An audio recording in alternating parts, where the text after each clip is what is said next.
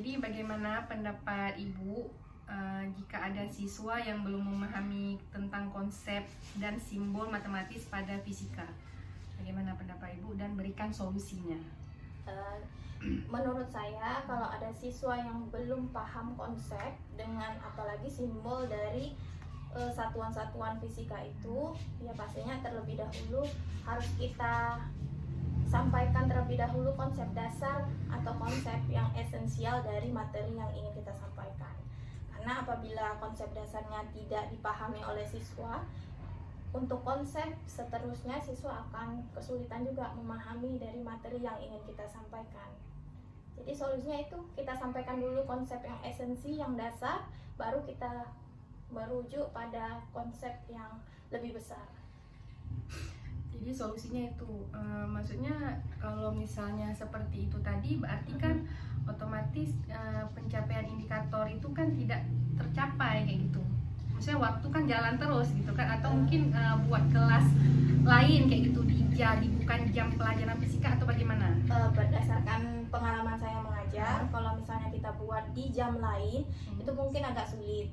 Nah, lebih baik indikatornya itu seperti misalkan kita mau capai 5 indikator, tetapi siswa kan tidak paham esensinya, konsep dasarnya, maka di pertemuan pertama kita capai dulu, mungkin kalau tercapainya hanya 2 indikator dulu, sehingga kalau konsep dasarnya itu kita pahami, anak-anak sudah menguasai, untuk konsep selanjutnya, indikator selanjutnya itu akan mudah kita capai.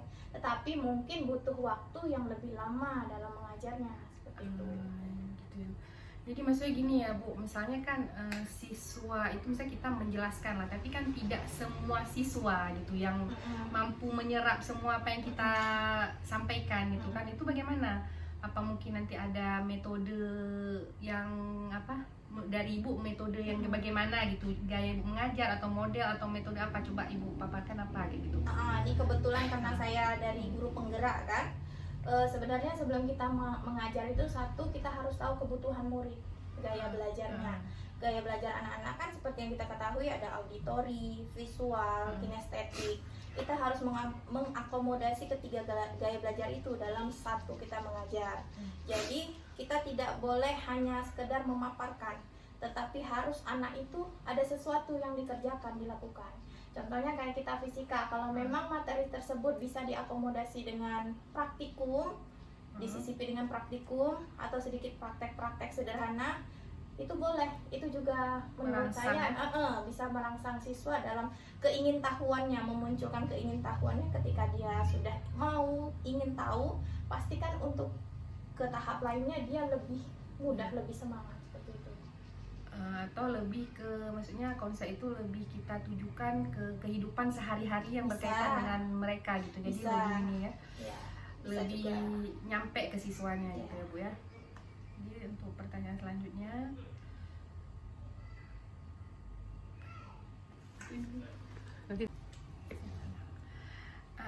bagaimana pendapat Ibu tentang terbatasnya pemahaman siswa dalam menganalisis soal latihan yang berbentuk numerasi? Pendapat saya, ketika kita menemukan seorang siswa yang kesulitan menjawab soal numerasi, bisa jadi yang pertama dia belum paham konsep awalnya, yang kedua dia tidak paham arah soalnya kemana, memahami soalnya, yang ketiga dia kurang memahami matematika dasarnya. Nah itu, jadi solusi yang saya tawarkan, yang pertama pasti konsepnya kita tekankan. Yang kedua, kita juga harus tahu pemahaman matematika dari si anak. Bisa jadi dia mungkin belum paham perkalian, pemangkatan atau sejenisnya. Kemudian yang terakhir, banyak-banyak latihan soal. Seperti itu, dari pengalaman saya mengajar. Perbanyak latihan seperti itu. Jadi gini Bu, kalau di saat Ibu mengajar, siswa itu dibolehkan atau tidak untuk membawa kalkulator? Kalau saya pribadi boleh. Karena seperti contohnya ini, saya baru mengajar masalah vektor. Untuk mencari arah dari vektor, 2 vektor. Nah di situ kan ada arcus tangen, harus kita cari. Nah arcus tangen itu kan memang mau tidak mau harus memakai kalkulator seperti itu. Jadi saya membolehkan. Arti gitu ya. Jadi ini solusinya berarti harus mengajarkan kembali ini ya pemahaman dasar siswa tentang soal yang berbentuk numerasi dan memberikan contoh-contoh soal, sering memberikan latihan gitu ya. Oke, selanjutnya Bu,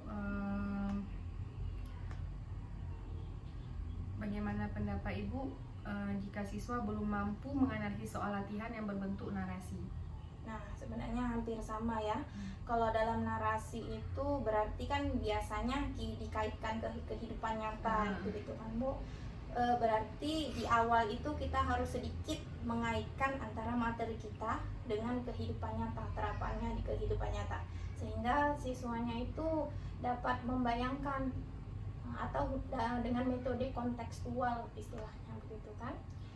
Kemudian si anak juga seperti tadi yang numerasi juga, khusus literasi juga harus sering-sering dia melakukan latihan, menjawab soal, kemudian mungkin diskusi, kita buat kelompok diskusi, saling sharing kan gitu, seperti itu menurut saya.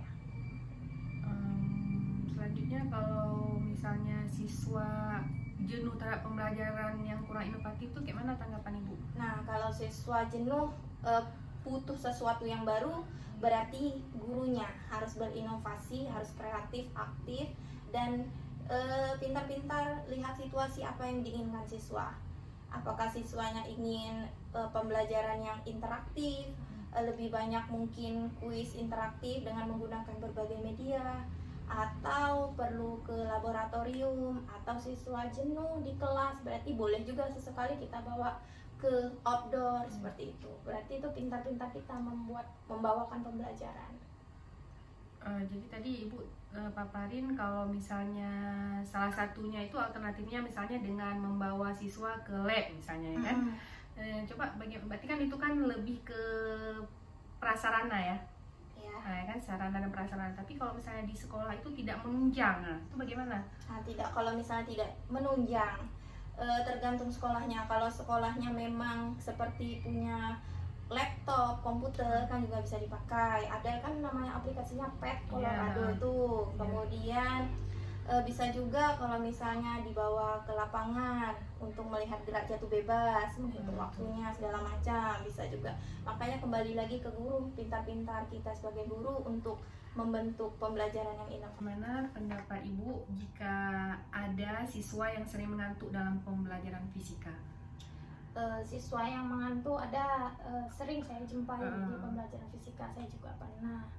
Nah, kemungkinan besar yang terlihat dari pengalaman saya mengajar, yang satu siswa bisa jadi dia bosan, yang kedua bisa jadi dia nggak paham apa yang kita sampaikan, nggak nyambung seperti itu.